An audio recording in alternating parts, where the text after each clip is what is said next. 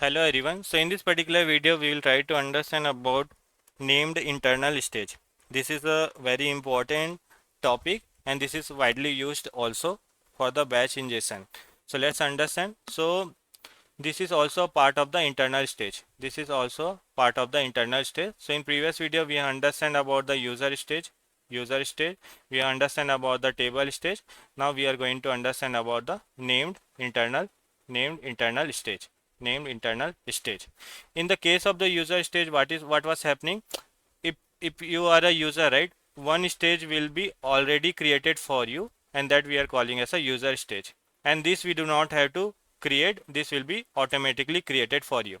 Similarly, in the case of the table stage, whenever you are creating a table, one stage will be automatically created for you, that will be specific to that table, and that we are calling as a table stage. But in the case of the name internal stage, we create manually.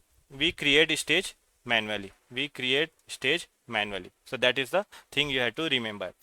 A name internal stage is a reusable Snowflake managed stage which is created manually. And how we create a stage? The syntax is very simple. Create stage and the stage name. Suppose I want to create a sales stage. So this is how you have to create. Create stage and the stage name. This is how you have to create a stage.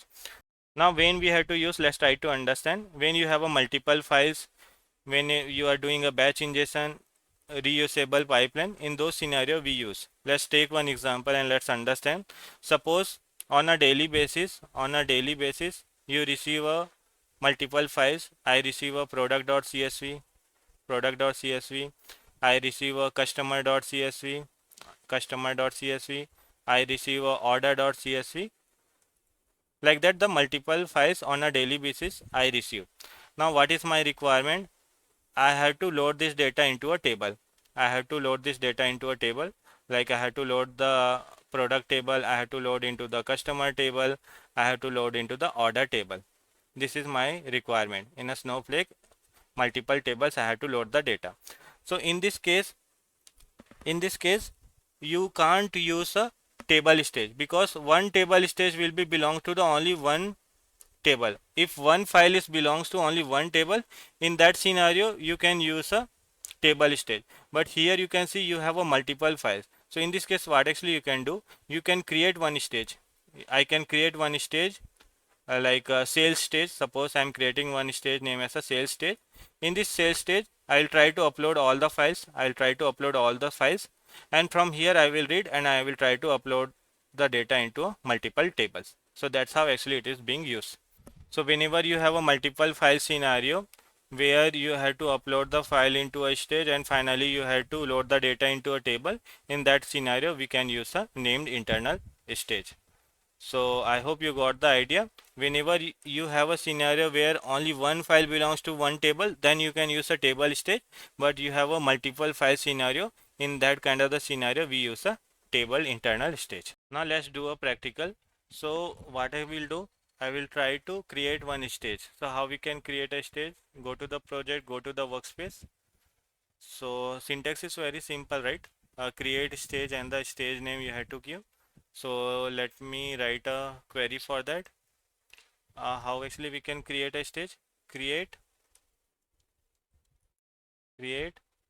stage and the stage name. Suppose I want to create a employee STG. This stage I want to create.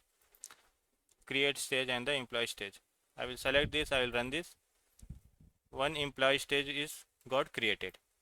Now let's try to upload a file. Go to the home. Go to the ingestion. Loads file into a stage. So how actually you can load the files into a stage? Click on this, click on the browse, and suppose this is the files I want to upload. Date format mismatch demo.csv. This I want to upload. So from first you have to select the database. So this is the database I have, and from here this is the stage. So I will select this stage, and uh, that's how actually we can upload. Click on the upload. Now what will happen? One file is uploaded into a stage. Now if you want to check right whether the files is uploaded or not, go to the workspace. Here you have to write describe stage And suppose employee stage, this you have to you have created a describe stage and the employee stage. This you can select, and if you run right, you can see this is the particular, and all the property you will be able to see. Now if you want to see the file, right, a list at the rate employee stg also you will do, then also it will come. Let me execute this list at the rate employee stg. You can see this is the file which got uploaded here. If you will upload a multiple file into the stages, all the files you will be able to see from here, and when actually it uploaded and all those information. So I hope you got the idea.